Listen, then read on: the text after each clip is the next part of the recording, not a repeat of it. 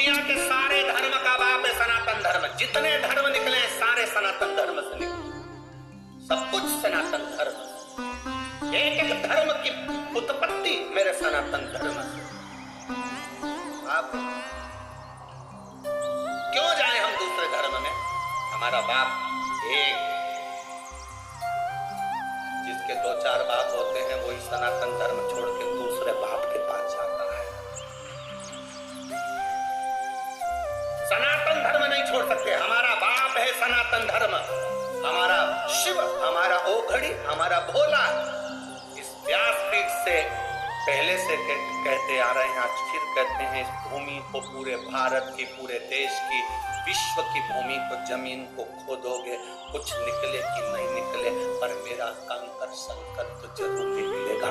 जहां खोदो वहां निकले, जहां तुम्हारी मर्जी पड़ जाए वहां खोद लो, मेरा शंकर, मेरा शिव ओघड़ी। सिवाय कुछ नहीं। मोदी से व्यापारी ने कहा तू अपने दोस्त के लिए इतना नहीं कर सकता, तेरे पिता की सौगंध है। पिता की सौगंध लगी तो उसने फिर शर्त मान ली।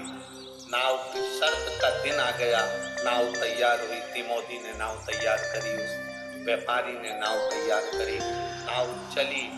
उस दिन ऐसी नाव चली कि आंधी तूफान आ गया और तिमोदी की नाव डूब रही। तिमोदी की नाव डूबी, उसकी नाव आगे निकल गई।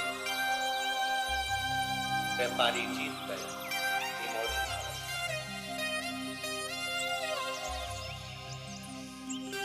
प्रश्न खड़ा हो गया, शंकर जी का भजन करने वाला हार गया। आपको जब दुख आएगा ना तो लोग सबसे पहला यही बात बोलेंगे, तू तो इतनी कथा सुनने वाली, तो तेरे को दुख आ गया। तू इतना पूजन पाठ करने वाली, तेरे को दुख आ गया। तू इतनी शंकर जी के मंदिर जाने वाली, तो दुख आ गया। तू तो सियोर वाला महाराज के बेसा बेसा करने वाली, तो दुख आ गया। तिमोदी भी शंकर की आराधना करता था, नाव डूब गई तिमोदी की जान। कोई तुमसे कहे तू इतना भजन करने वाली और तुझे दुख आ गया, तो उससे कहना ये दुख याद रखना मेरा अपना है। आज का भजन, अभी मैं भजन कर रही हूँ, इसका तो पुण्य मुझे बाद में मिलेगा। जो मैं पूर्व में कर कर आई हूँ वो तो मुझे आज ही भोगना पड़ेगा। पूजन कर कर भी दुख मिल रहा है, कष्ट मिल रहा है, तकलीफ मिल रही है तो समझ लेना, टेंशन मत लेना। यह पूर्व का कष्ट आज भोग रहे हैं हम, पर आएगा समय अच्छा सुख का अनुभव भी।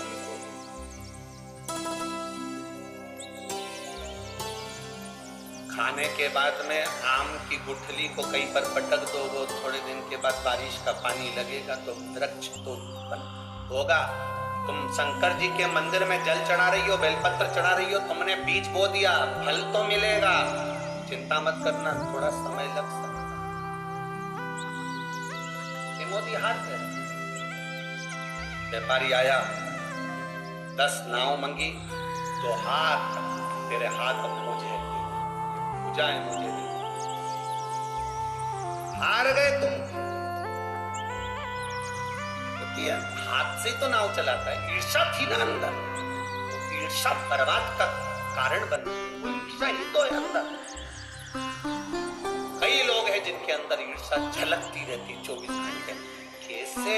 बस 24 घंटे उनके पास ईर्षा झलकती रहेगी, इसके तो ऐसा हो जाएगा, इसका तो एक दिन ऐसा हो जाएगा, ये ज्यादा उछल रहा है, इसके साथ में ऐसा हो जाएगा। 24 घंटे अंदर से ईर्षा झलक रही है, तो वो बार बार बद्दुआ के रूप में लिख रही है। वो भी तो कुछ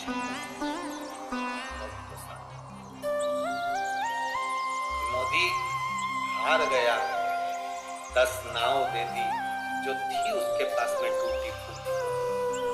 हाथ तिमोदी से कहा व्यापारी ने, अब ये हाथ मेरे हो गए हैं, इन हाथ से तो कोई काम नहीं करेगा, ये हाथ मेरे को दे। और तिमोदी ने वो हाथ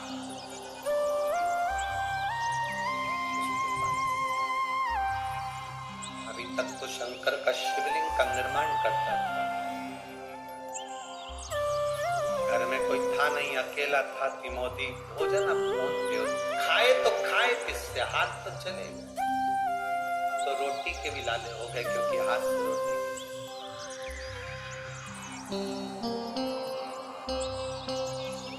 आपको कहा था शंकर भगवान को आपने जितना समय दिया है, शंकर भगवान उतना समय आपको देते। भगवान के कथा में जितना आपने समय दिया है, भगवान उतना समय आपको देते हैं। ये कल की कथा में कहा तिमोथी ने जिन हाथ से पार्थिव शिवलिंग का निर्माण करा था, पूजन करी थी, तिमोथी ने जिन हाथ से भगवान का पूजन, तिमोथी ने जिन हाथों से भगवान का पूजन करा, वो हाथ तो उसके चले गए। अब रोटी कौन दे?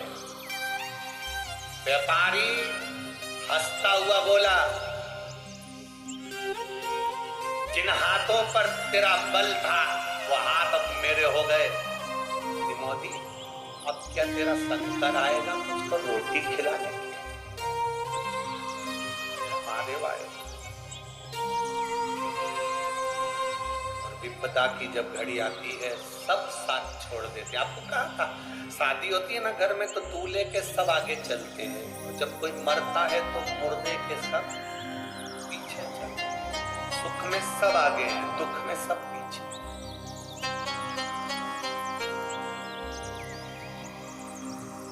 दुख में सब पीछे, सुख में सब आगे। दूल्हे के सब आगे, मरने पर पीछे हो जाते हैं लोग, साथ कोई नहीं देता। जितने गांव के लोग थे, किसी ने तिमोथी को 2 रोटी तक नहीं खाई। कौन खिलाए अपने हाथ से? हाथ चले गए इसके लोग। अपने हाथ से रोटी कौन खिलाएगा? कौन थे रोटी? कौन खिलाएगा? कहा आएगा तेरा शंकर, आएगा तेरा उगड़दानी, आएगा तेरा शिव भोजन देने। तिमोथी की आंख से आंसू बह रहे। 4 दिन निकल गए, तिमोथी ने कुछ नहीं खाया, पानी भी नहीं पी सकता, क्योंकि हाथ में तालाब के किनारे जाए, थोड़ा सा मुंह डालकर पानी।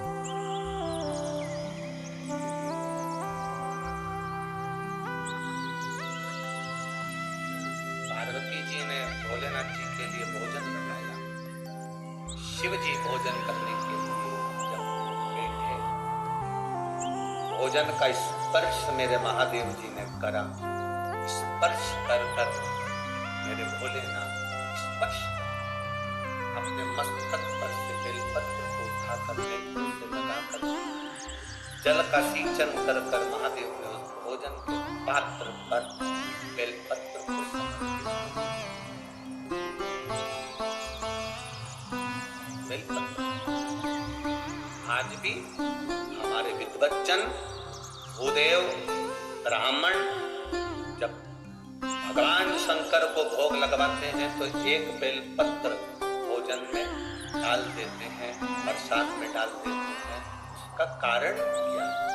मेरे महादेव ने भी भोजन के पात्र में बेलपत्र को उठाकर जल सिंचन कर कर उस भोजन में डाल दिया। जगत जननी जगदम्बा पार्वती जी ने पूछा महादेव जी से, प्रभु आज भोजन की थाली में आप बेलपत्र क्यों डाले हो? शंकर भगवान कहते हैं एक बेलपत्र में 33 कोटि देवी देवता विराजमान है। पार्वती, ये 33 कोटि देवी देवता का जो भजन करने वाले हैं, कोई राम भजेगा, कोई कृष्ण भजेगा, कोई देवी भजेगा, कोई दत्त भजेगा, कोई शनि महाराज को पूछेगा, कोई राम जी को पूछेगा, कोई गुरु महाराज को पूछेगा, कोई पृथ्वी को पूछेगा, कोई अग्नि को पूछेगा, कोई आकाश को पूछेगा। 33 कोटि देवी देवता इस बेलपत्री में है। 33 कोटि देवी देवता का जो भजन करता होगा, पृथ्वी पर रहने वाला व्यक्ति किसी का तो भजन करता होगा। अगर वो पृथ्वी पर रह रहा है, भजन किसी भी देवता का कर रहा है, अगर वो भूखा है, एक बेलपत्री मैंने भोजन में रख दी है, मतलब सब जीवों का मैंने पेट भर दिया है। एक बेलपत्र समर्पित कर देने पर वो किसी का भी भजन कर रहा हो, राम का करे, कृष्ण का करे, शिव का करे, देवी का करे, भवानी का करे, दत्त का करे, वो जिसका कर रहा होगा उस उसका भक्त अगर भूखा होगा, पृथ्वी के मनुष्य, जलचर, थलचर, वायुचर, पक्षी पृथ्वी पर रहता है, कीड़ा पृथ्वी पर रहता है, पशु पृथ्वी पर रहता है, मनुष्य पृथ्वी पर रहता है। आप लोग वैकुंठ में नहीं रह रहे हो, आप लोग ब्रह्मलोक में नहीं रह रहे हो, पक्षी वैकुंठ में नहीं है, कीड़ा ब्रह्मलोक में नहीं है, पृथ्वी पर है। तो ये घर जिसका है, पेट भरने की जवाबदारी भी उसकी है।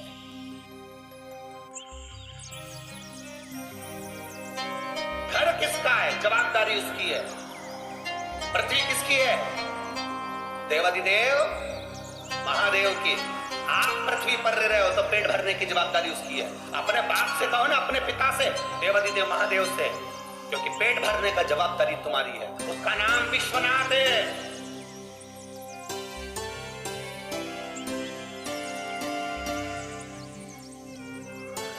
सारे देवताओं का नाम निकालना, सबका नाम निकलेगा।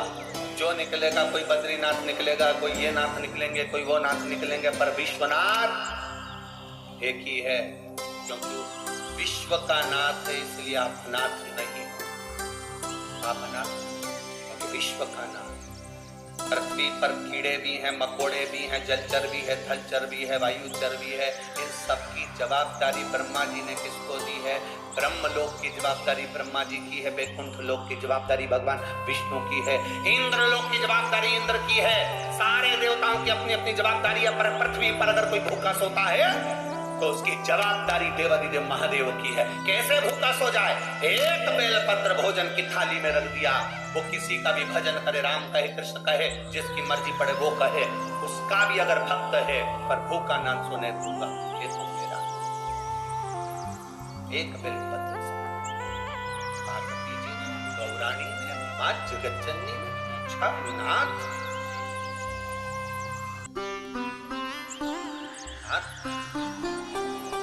क्या बात है? कोई बात है?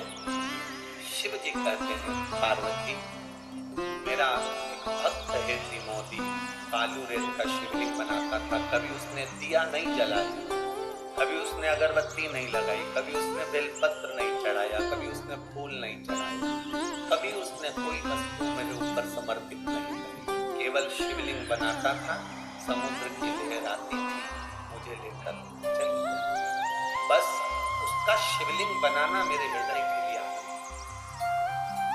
कल आपको कहा था, मेरा बाबा तुम्हारे नारियल से प्रसन्न नहीं होता है, मेरा बाबा तुम्हारी चिरौंजी से, लड्डू के डब्बे से। हाँ, दुनिया के लोग तुम्हारे लड्डू के डब्बे से प्रसन्न हो सकते, दुनिया के लोग तुम्हारे धन से, तुम्हारे दिए गए नोट के लिफाफे से प्रसन्न हो सकते हैं, दुनिया के लोग तुम्हारी दी हुई वस्तु से प्रसन्न हो सकते हैं, पर मेरा महादेव तुम्हारी वस्तु से प्रसन्न नहीं होता। मेरा महादेव को पाने का सबसे सुंदर तरीका है आपका दिल, आपका निर्मल है, आपका मन, बस उससे भजन करो।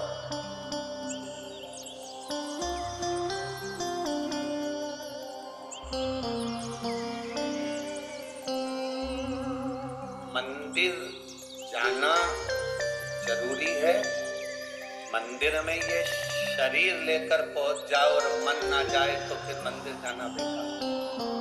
कथा में गए हो, शरीर पहुंच गया और मन ना पहुंचा तो कथा में जाना बेकार।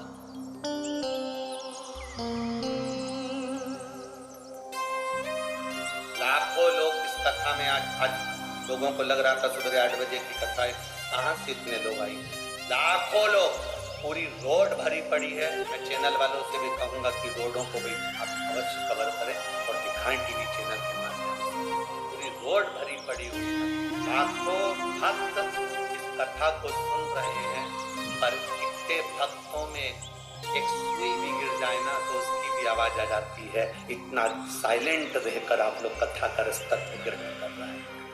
कहाँ?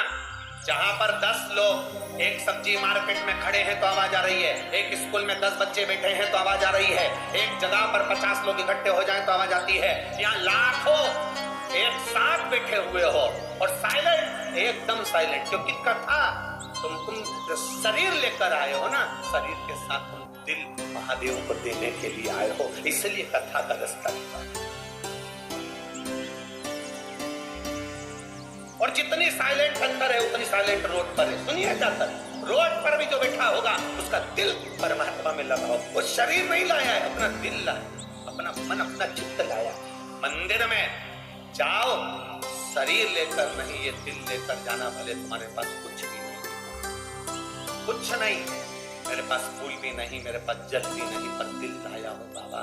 क्योंकि जब मैं पैदा हुआ था ना मेरे पास में फूल था, ना मेरे पास में जल था। जब मैं पैदा हुआ था तूने दोनों आंख बंद कर कान बंद करे, हाथ मुट्ठी का मन, छोटा सा शरीर, मुड़ी मुड़ी करा हुआ, तूने मुझे पैदा करा था।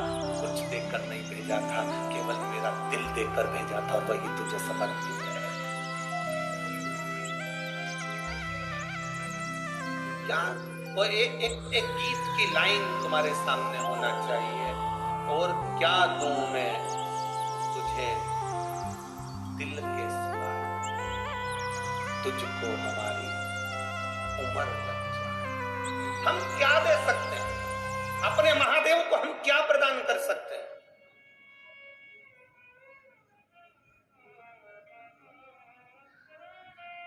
हम क्या दें उसको?